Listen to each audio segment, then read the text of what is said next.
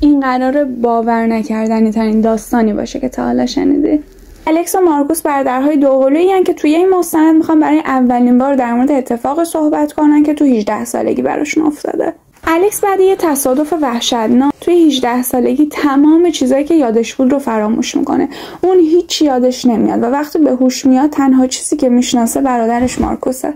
الکس همه چی رو فراموش کرده و حتی اسم درخت، خورشید، آسمون هیچی نمیدونست. مثل یه بچه‌ای که تازه به دنیا اومده ذهنش سفید و خالی بود. و مارکوس تنها کسی که الکس میشناختتش، برادر دوقلوش، میشه چراغ راهنمای الکس و شروع میکنه همه چی رو با حوصله بهش گفتن. الکس مثل یه بچه کوچولو تو خونه راه میرفت و اشاره میکرد این چیه؟ اون چیه؟ و مارکوس هم با حوصله بهش میگفت این تلویزیونه، این مبله، این لیوانه. و این روند انقدر ادامه پیدا کرد که الکس سوالهای جدی تری میپرسید. رفت عکسای قدیمی رو میآورد به برادرش نشون میداد و مارکوس هم براش خاطرهایی رو تعریف میکرد که الکس هیچی ازش یادش نبود. و هر چقدر زمان گذشت و الکس چیزای بیشتری میپرسید، سوالهای بی جواب بیشتری داشت. قوانین خونهشون برای الکس خیلی عجیب بود. اونا اجازه نداشتن بعد از تاریکی از خونه خارج شن، اجازه نداشتن کلید خونه رو داشته باشن و نمیتونستن بدون اجازه پدر و مادرش وارد اتاق خواب و طبقه بالای خونهشون بشن.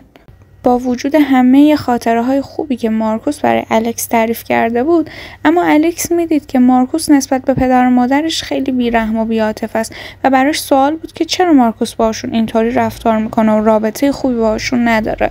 بعد از مرگ مادرشون یه روزی که داشتن وسیله‌هاش رو جمع جور می‌کردن و خونه رو جمع می‌کردن، الکس یه عکسی پیدا می‌کنه که می‌فهمه تمام چیزایی که تا الان مارکوس بهش گفته بود و تمام خاطره‌هایی که براش ساخته بود و اون باور کرده بود همش دروغ بوده و یه واقعیت وحشتناک پشت این دروغای مارکوس نشسته بود. اگه شما جزو کسایی هستین که ممنتو نولان رو خیلی دوست داشتین، این مستند هم میتونین خیلی دوست داشته باشین، چون به نظر منتقدا خیلی به داستانا اون نزدیک بود. مارکوس میگفت برای مراقبت از برادرش این دروغا رو گفته، چون میخواسته این خاطره ها رو از ذهنش پاک کنه. ولی اگه شما جای الکس بودین دوست داشتین براتون این کار انجام بدن یا نه؟ اسم این مستندم تو کپشن براتون نوشتم، بریم ببینین و نظرتون رو به من بگین.